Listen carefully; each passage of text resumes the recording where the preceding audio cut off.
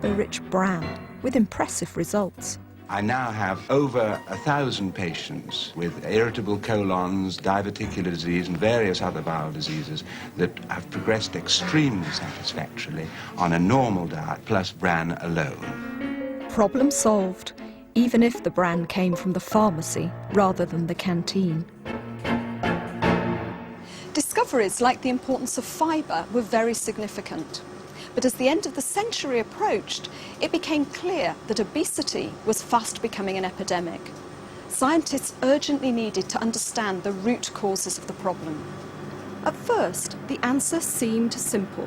Everyone was eating too much and exercising too little. But this simple statement could not explain why some people were gaining weight, but others were not. The search was on to understand why. Some believed that the answers were all in the mind. So I think this is actually a disease, and I think what is behind it is really a psychological disturbance. Zuleika had a modest overweight problem, cured by a course of psychotherapy. Looking back, she clearly sees the psychological problems behind her fatness. It was a defence against my own, the responsibilities, rather, of my own femininity. If I could be fat, I would be inaccessible to young men. I would avoid the responsibility of making relationships with young men. Eating can be a comfort to the unhappy and bored. Fatness may be a way of avoiding problems. Somebody shy may become too fat to go out. Obesity can be a way of avoiding sexual problems. And people may get fat because other people need them to be inactive and hence dependent.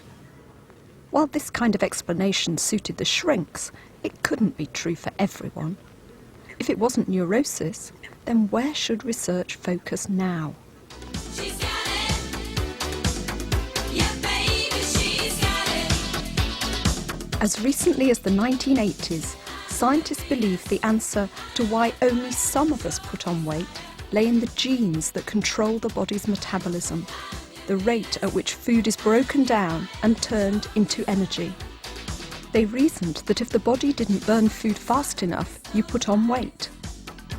A view shared by members of the water ballet troupe, the Padded Lilies. I would say that probably the reason we're fat is because our metabolism is slow. I mean, to suddenly be 32 pounds at a year old, I don't see any other reason for that than metabolism. Thin people can eat a tremendous amount and still be thin. Fat people can eat next to nothing and still be fat. The amount I'm eating isn't what's making me fat. My metabolism, my genetics, this combination of things is what made me fat. The question of metabolism was a key issue for my own research. I myself was involved in a Horizon programme in the 90s to examine if this really was the case. One of the most common things that overweight people say to me is, well, I've got a slow metabolism. I eat just the same, or in fact even less, than my slim friend, but yet I put on weight. Another way of putting it is, I only have to look at a cream cake and I gain half a stone. To find out if overweight people do have a slow metabolism, they brought slim and overweight volunteers into calorimeters, sealed chambers where they could measure how many calories people were burning off by measuring the oxygen breathed in and carbon dioxide breathed out. At all times of day, the overweight person was in fact using more calories than their thin friend. And that came as, well, a little bit of a surprise to us, but a great surprise to them. We could show that rather than having a low metabolic rate, in fact, it was even higher than the lean subjects. Every activity they did took up more energy because they had a bigger body weight to carry around. This idea that overweight people have a slow metabolism is in fact a complete myth. If it wasn't a slower metabolism causing obesity, then what was it?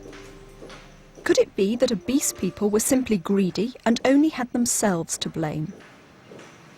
While scientists were busy searching for the causes of obesity, people who were overweight still needed to find ways of shedding the pounds.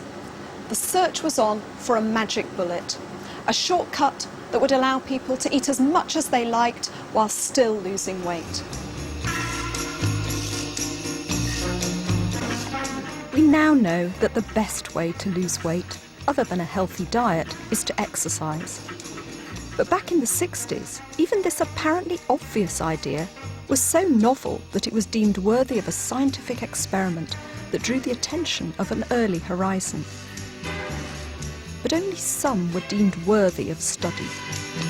At this gymnasium in London, an experiment is being conducted in exercising business executives who've had heart attacks.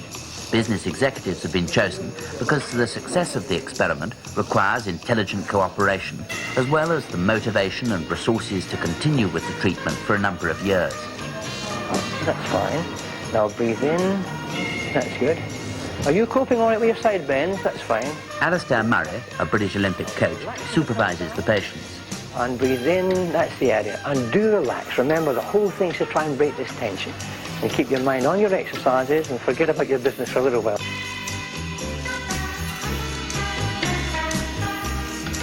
When I say as far as you can, I mean as far as you can without undue stress. Right, now over there, nice and leisurely. That's grand. Exercise is thought to reduce the risk of heart attack for several reasons. It keeps the level of fatty acids in the blood down, which helps because fatty acids are thought to make the heart electrically unstable. Let's go and take your pulse now. Like, come over here. After a month of coming 3 hours a week to the gym, a patient can usually do 50% more for a given pulse rate. What's quite clear is that for both doctors and patients, obesity is extremely difficult to cure. There are no simple answers, and those that there are seem to work for some people and not others. But for those who found it hard to stick to a punishing gym routine, there has always been the hope of popping a pill to lose weight. The majority of people who are obese have too much fat in their diet. So scientists looked at the way that fat is absorbed in the stomach and assimilated into the body. If a drug could be made to interfere with digestion and stop fats being absorbed, then people would be able to carry on eating a lot and still lose weight. The drug, Senecal, is manufactured by an international company, and their first trial was done in Europe. I've had some successful diets, yeah, very much so. 2 stone, 3 stone. But unless you live your life totally eating sensibly, it goes back on. It's the pain. You think, oh, God, why do I do this? Sue Longster volunteered to be a guinea pig. The effect came as a surprise. When you go to the toilet on this particular drug, it is not like going to the toilet as we know. All of the fat that you eat that you shouldn't is converted into like a red oil. Not particularly nice. And the whole of the time I was on the trial, the stools were not what you would be used to, if that's the right way to put it. Sue found that she had to stick to a really low-fat diet and could never afford to let it slip. But on holiday, obviously, other people cooking for you and you're not able to look at what you're eating. This had an extreme effect. We were in this shop and it wasn't particularly nice, yeah.